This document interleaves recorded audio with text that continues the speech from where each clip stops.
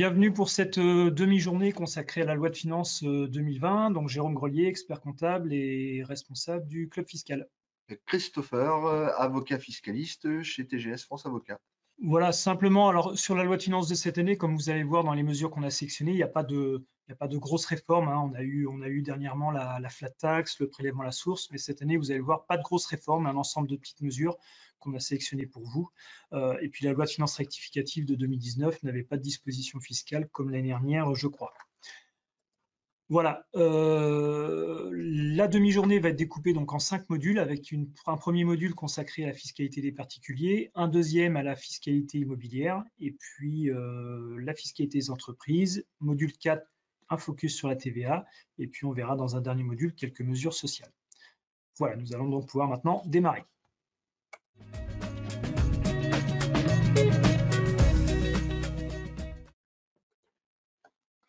Donc on va démarrer avec ce premier module consacré à la fiscalité des particuliers.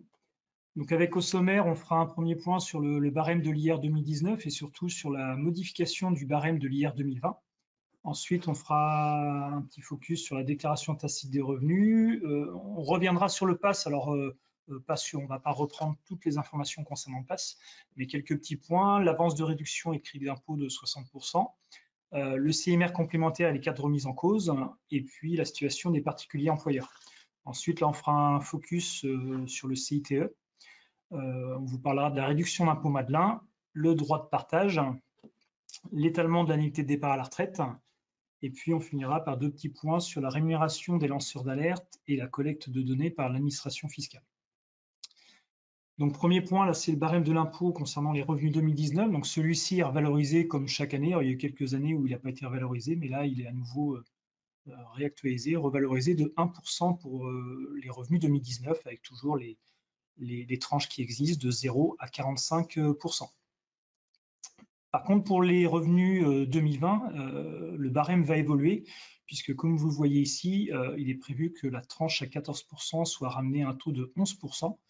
Et donc, ce qui va générer une économie d'impôt pour bon nombre de foyers, et notamment pour tous les foyers qui sont taxés dans un taux marginal de 11 ou de 30%. En fait, ça vient du mouvement des Gilets jaunes. C'était une annonce du président de la République, Emmanuel Macron, qui était venu répondre à une des préoccupations du mouvement des Gilets jaunes, c'est-à-dire à la baisse de l'impôt sur le revenu, la baisse de la fiscalité. Donc ça représente à peu près 5 milliards d'euros, hein, donc 5 milliards sur un budget de l'impôt sur le revenu à 60 milliards. Donc c'est quasiment une baisse de 10% du rendement de l'IR, avec une petite spécificité, c'est que cette baisse de tranche de 14 à 11, elle va concerner ceux qui sont à la tranche à 11, évidemment, ceux qui sont à la tranche à 30 pour une partie. Par contre, tous ceux qui sont à la tranche à 41 et 45 se voient neutraliser cette baisse de la première tranche. Alors, comment ça se matérialise? Vous avez vu, c'est des petits malins, puisque les seuils, je prends notamment le seuil de 11%, eh bien, c'est d'une fraction entre 10 000 et 25 000, alors qu'avant, c'était une fraction entre 10 000 et 27 000. Donc, en fait, avec cet effet mécanique et mathématique, les tranches à 41 et 45% ne seront pas concernées par cette baisse d'impôt sur le revenu. Donc, c'est une baisse qui est ciblée sur les revenus dits modestes et un petit peu les revenus intermédiaires, c'est-à-dire ceux qui sont à 30%, avec une petite précision. Vous savez qu'on est sous le régime du prélèvement à la source et que dorénavant, lorsqu'il y a un mouvement sur le barème, automatiquement actualisation du prélèvement à la source. Et là, c'est ce qui va se passer puisque sur les salaires, les prélèvements, etc. Il va y avoir immédiatement une actualisation de cette baisse de l'impôt sur le revenu et donc une actualisation du taux qui va concerner que ceux qui sont à une tranche à 11 ou 30%. Voilà, donc concrètement, là, on a fait quelques petits exemples. Donc, on a pris l'exemple d'un contribuable célibataire qui avait 20 000 euros de revenus en 2019 et 2020. Donc, en 2019, on arrive à un impôt net de 1 078 euros, alors qu'en 2020, l'impôt net est de 811 euros, hein, donc avec une diminution d'impôt pour lui de 267 euros. On passe sur le détail de la décote et réfaction d'impôt, mais effectivement, dans le cadre de cette réforme, notamment la réfaction d'impôt qui existe, c'est quelque chose qui est supprimé. Mais du coup, là, on constate bien la baisse, l'économie d'impôt pour cette personne-là. Le deuxième exemple, c'est le cas d'un contribuable célibataire qui, du coup, est taxé dans la tranche à 30%, avec 30 000 euros de revenus. Et donc, lui, son impôt passe de 3 144 à 3 018, donc lui aussi une économie, alors un peu moins importante, mais une économie de 126 €. Et puis le dernier exemple en bas de la diapo, c'est le cas d'une personne taxée dans la tranche A41. Là, on voit bien que ça n'a aucun impact sur le montant total de l'impôt à payer. Alors, un point important aussi qui va évoluer donc, dès cette année, dès la période de déclaration des revenus 2020, c'est les déclarations tacites, ou autrement dit, il n'y aura plus l'obligation de faire de déclaration, mais bien entendu, dans certains cas, on va voir tout de suite et on va notamment faire un zoom un peu plus précis sur cette mesure. Jérôme, est-ce que tu peux nous dire qui sera concerné par cette déclaration tacite des revenus? En fait, sont concernés par cette déclaration tacite donc les contribuables dont l'intégralité des revenus en fait sont déclarés par des tiers, que ce soit un employeur, caisse de retraite, etc. D'accord. Mais alors nous, nos clients, en fait, parce que la question qui s'est posée quand on a vu le texte, est-ce que ça concerne nos clients, les déclarations de nos clients? Est-ce que nous, pour les collaborateurs, on peut se dire, ça y est, on est simplifié de la période fiscale parce qu'on n'a plus de déclaration à faire? Non, ça changera en fait finalement rien du tout, puisque nos clients, par définition, on va avoir des revenus fonciers, des revenus dirigeants, des revenus professionnels. Et puis en plus, il y a un dernier point, c'est que dès lors que l'année d'avant, on a envoyé la déclaration en fichier EDI, et bien d'office, on sort de ce schéma.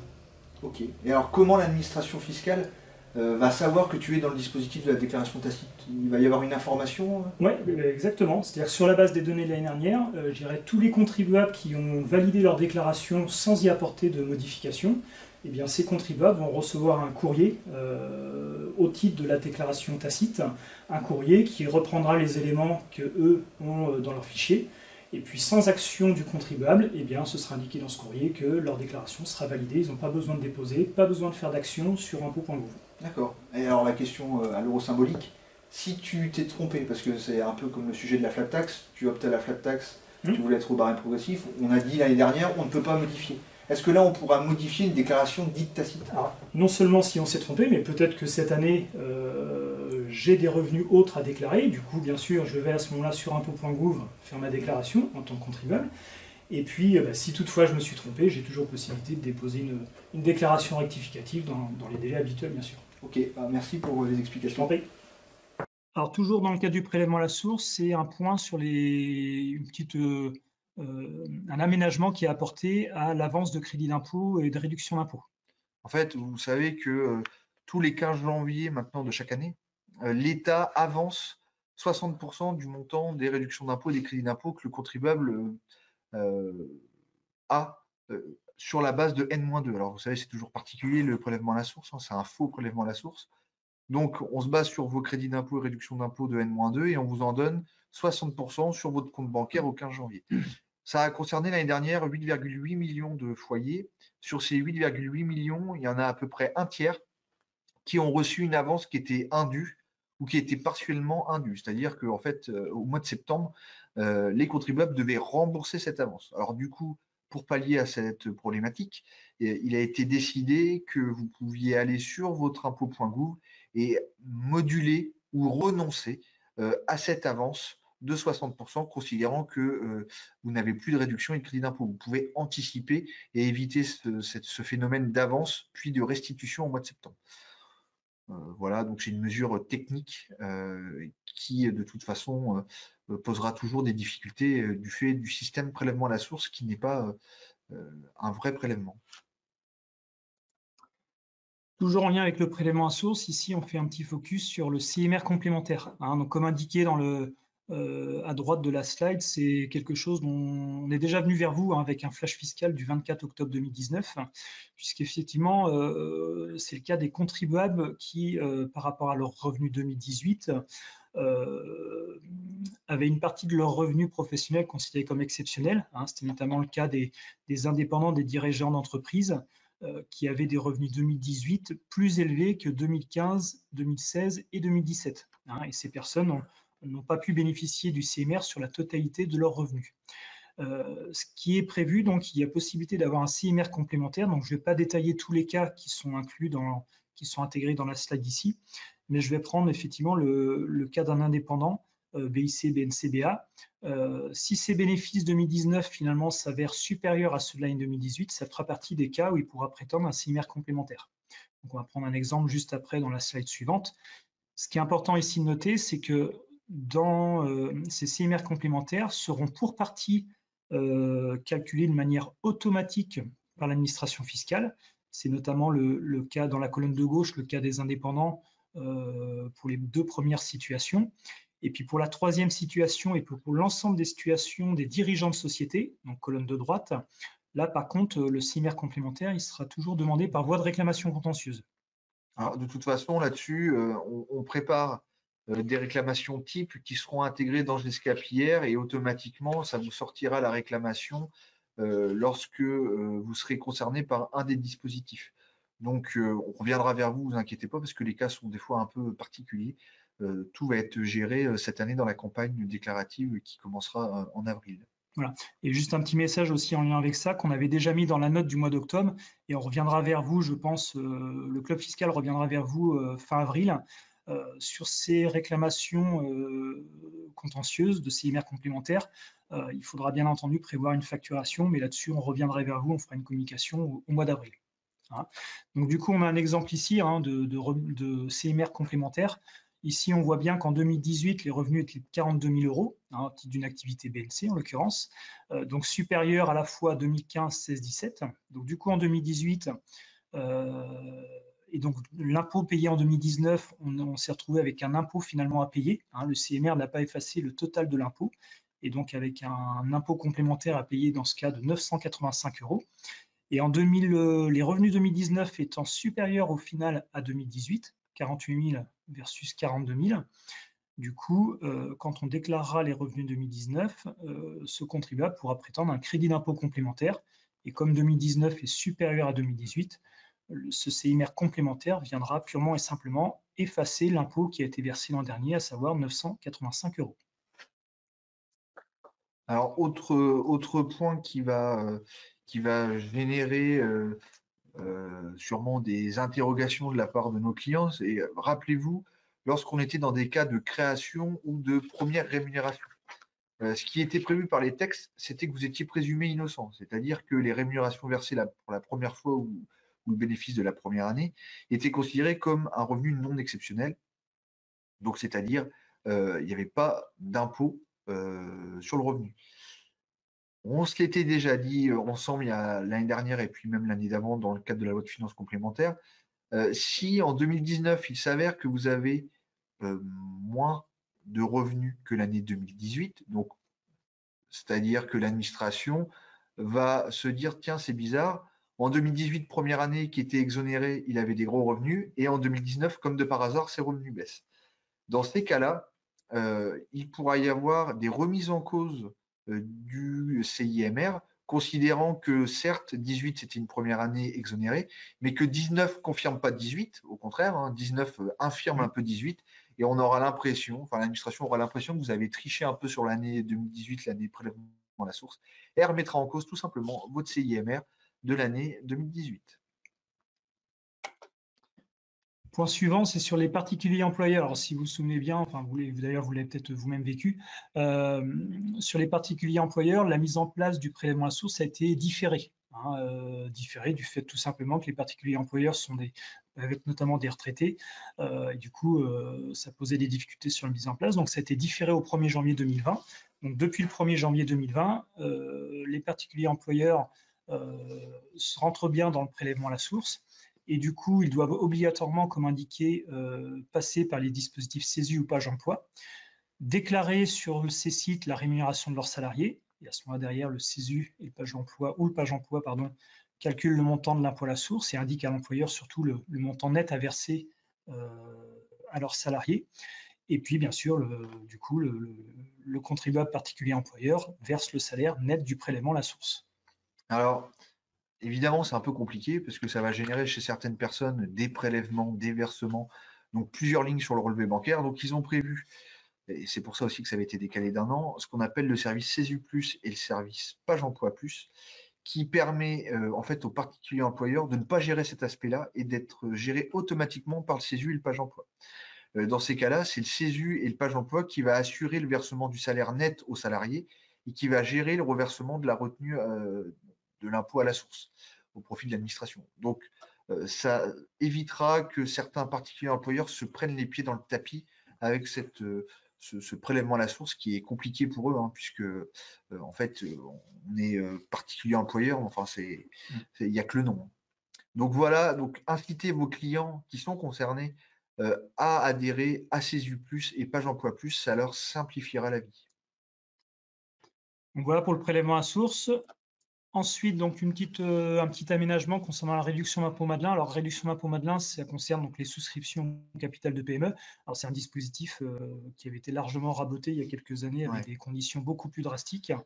Le taux est à 18%, il est porté à 25%, mais finalement, en l'état, il reste toujours à 18%, puisque pour être porté à 25%, il faut que ce soit sous réserve de la réponse de la Commission européenne. À ce jour, il n'y a toujours pas de réponse, donc on est toujours sur Ça fait déjà plus d'un an qu'on attend la réponse de la Commission européenne. Donc pour l'instant, on est un peu en stand-by sur ce point-là. Voilà. Alors ici, on est sur le CITE, donc là, on va faire un zoom. Simplement ici pour indiquer que le CITE, il est profondément réformé, avec notamment une notion de distinction entre les ménages selon les revenus. On parle de revenus les plus modestes, les ménages aux revenus intermédiaires et les ménages aisés, hein, et donc avec un fonctionnement, comme on le voit sur cette slide, qui est différent selon la catégorie dont on dépend. Hein, mais ce qu'on va faire, on va faire un zoom plus précis sur ces dispositions. Christopher, là, dans cette jungle, un peu le CITE, là, tu peux nous aider à y voir un peu plus clair? Alors, il faut catégoriser les personnes. C'est encore ce que je disais à une précédente loi de finances pour les clients. Il y a les revenus aisés, il y a les revenus intermédiaires, il y a les revenus modestes. Grosso modo, de 0 à 19 000 euros par an, tu as un revenu modeste.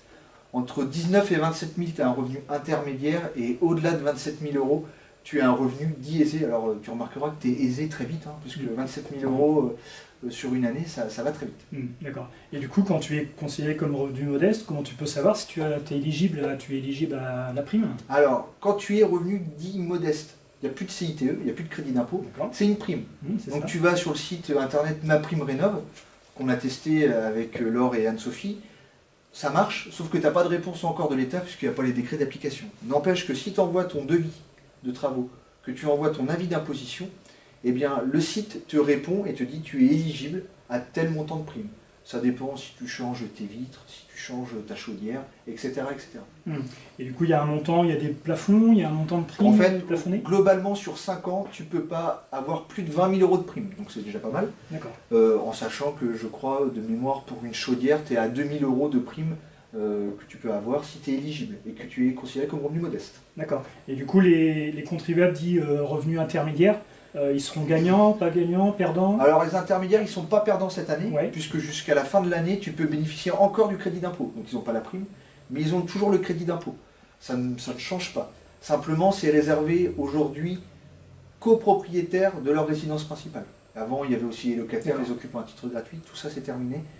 Pour les revenus intermédiaires, seuls les propriétaires seront éligibles encore au crédit d'impôt. Il y a quelques aménagements de dépenses, mais ça reste grosso modo la même chose que les années d'avant. Donc du coup, tu me confirmes, finalement, les perdants, c'est les revenus aisés? Les perdants, c'est les revenus aisés, puisque eux, à compter du 1er janvier, il n'y a plus de crédit d'impôt, c'est terminé pour eux. Il y a une ou deux exceptions, mais quasi rien. Les revenus aisés sont les grands perdants de la transition énergétique, puisqu'on nous avait dit qu'on allait inciter les Français à isoler leur maison avec le scandale en ce moment de isoler à 1 euro. Sauf qu'en fait, on coupe ce crédit d'impôt et cette prime pour les revenus aisés. Et encore une fois, les revenus aisés, c'est ceux qui, pour une part, ont 27 000 euros de revenus. Donc ce sont les grands perdants de l'année. Ok, je pense que c'est plus clair comme ça. Merci. Merci. Alors, autre sujet qu'une mesure très technique, on passe très rapidement, c'est, vous savez, la problématique des divorces, rupture de Pacs. C'est pas notre cœur de métier, mais on peut avoir des clients qui sont concernés. Et souvent se pose la question du droit de partage, c'est-à-dire partager le patrimoine commun. Donc jusqu'à présent, il y avait quand même un taux qui était assez fort, hein, c'était 2,5%. Eh bien, il serait ramené à 1,8% en 2021, donc l'année prochaine, et à 1,1% en 2022. Pour info, 1,1%, c'était le droit de partage d'il y a quelques années. Donc on fait un aller-retour, on est monté à 2,5%, mais on revient à 1,1%. Ici, une mesure concernant l'indemnité de départ en retraite et la fin de l'option possible pour l'étalement de l'imposition. En fait, quand on perçoit les indemnités de départ en retraite, jusqu'ici, on avait possibilité soit d'opter pour le système du quotient, soit d'opter pour l'étalement de l'imposition. Donc l'étalement de l'imposition, c'est-à-dire que l'impôt généré en plus du fait de cette indemnité entre guillemets exceptionnelle pouvait être étalé sur plusieurs années. Son paiement pouvait être étalé sur plusieurs années. Donc l'option pour le quotient est toujours possible. Par contre, l'option pour étalement aujourd'hui n'est plus possible, comme indiqué ici, pour la fraction imposable des indemnités de départ volontaire en retraite, de mise à la retraite ou de départ en pré-retraite. Juste petite précision, question qui nous revient souvent. Attention, le système du quotient n'a d'intérêt, ou le système des revenus exceptionnels n'a d'intérêt que si la perception de ce revenu exceptionnel vous fait changer de tranche. C'est-à-dire que si vous avez toujours été à la tranche à 30, que vous percevez une indemnité de départ à la retraite et que vous êtes toujours à la tranche à 30, le système du quotient ne vous aidera pas. Le système du quotient est là pour éviter les changements de tranche du fait d'un revenu exceptionnel. Donc il faut un revenu exceptionnel, 2, un changement de tranche. Sinon, le système ne sert à rien. Voilà, et pour terminer, on va finir par 2 sujets sur le contrôle fiscal. Donc un premier ici avec la rémunération des lanceurs d'alerte. Donc depuis 2017, comme indiqué, l'administration fiscale avait autorisé à rémunérer les lanceurs d'alerte fiscaux uniquement sur tout ce qui concernait des renseignements en matière de fraude fiscale internationale. Donc comme indiqué, un lanceur d'alerte, c'est une personne étrangère aux administrations publiques, bien entendu, qui fournit des renseignements en matière de fraude fiscale. Et donc, la nouveauté de cette année, c'est que ce dispositif est élargi aux opérations de fraude à la TVA, donc ce qui n'est pas neutre. Non, ce qui n'est pas neutre, parce qu'en fait, à l'origine, ça avait été fait suite aux affaires UBS, aux affaires Panama Papers, donc des fraudes fiscales internationales, des vraies fraudes, on va dire. Là, d'un seul coup, on nous intègre dans ce dispositif les fraudes à la TVA au plan national ou international. Bon, premier point. Deuxième point, à titre expérimental et pour 2 ans, on va également mettre en place ce dispositif pour tous les manquements susceptibles d'être sanctionnés par des pénalités fiscales graves, donc sur des opérations nationales ou internationales. Alors, la question qui se pose, c'est qu'est-ce qu'on entend par pénalité fiscale grave? Pour l'instant, certains disent dès que vous aurez un manquement délibéré avec une majoration de 40%, peut-être que vous pourriez être dedans. Et la deuxième condition, c'est d'avoir un montant de redressement supérieur à 100 000. Bon, c'est quand même pas un bon signe, c'est-à-dire que n'importe qui maintenant peut aller dénoncer son employeur, son entreprise dès lors qu'il présume qu'il y a une fraude fiscale. Qu'est-ce que ça veut dire fraude fiscale? Ça n'a jamais été vraiment défini en plus. Donc si en fait on s'arrête simplement à la majoration pour manquement délibéré de 40%, que vous voyez dans plein de dossiers, ça va être quand même un peu bizarre. J'ai regardé ce qui s'était passé en 2018. En 2018, donc sur la fraude fiscale internationale, il y a eu 80 dossiers qui ont été instruits par l'administration et qui ont donné lieu à une rémunération qui est confidentielle pour les aviseurs fiscaux. Je vous rappelle juste au passage qu'on est tous soumis au secret professionnel et donc en interne, bien sûr, il ne faut pas changer de métier et faire aviseur fiscal. Vous devez rester dans votre métier au sein du groupe. Tu as raison de le préciser.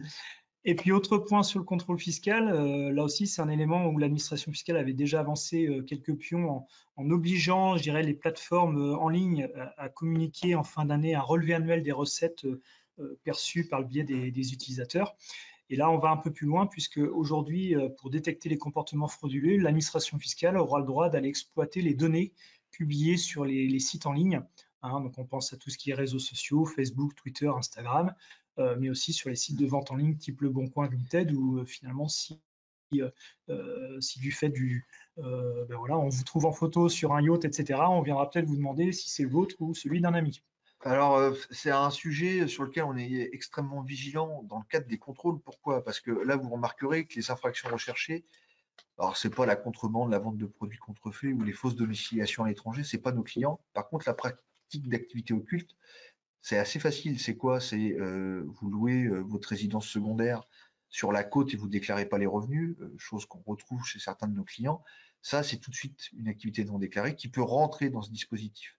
Et donc, vous savez aujourd'hui qu'on retrouve ces problématiques-là, notamment sur l'exonération des résidences principales lorsque vous la vendez, l'exonération de plus-value.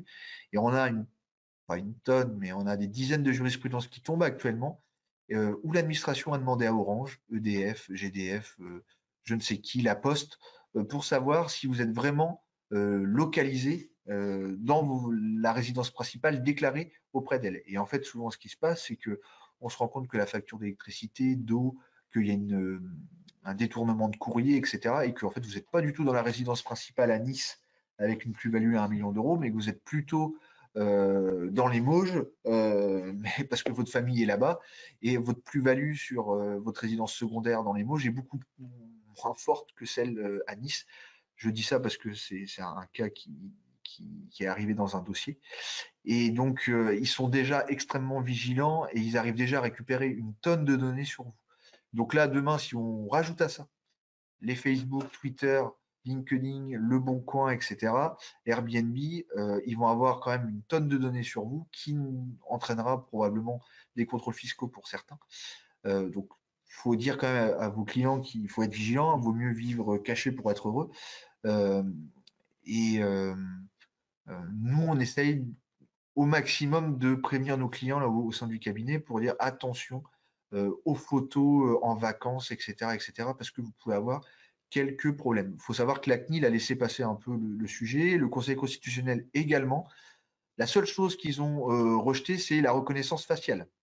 Enfin bon, une fois que vous avez dit ça, comme il n'y a pas de définition légale de la reconnaissance faciale, je vous laisse juge de ce que feront les algorithmes, comme le fait déjà l'intelligence artificielle. À mon avis, l'administration, indirectement, elle utilisera quand même les images qu'elle trouvera à droite, à gauche de vous. Donc attention, c'est quand même pas neutre cette histoire de collecte de données personnelles sur les sites réseaux sociaux.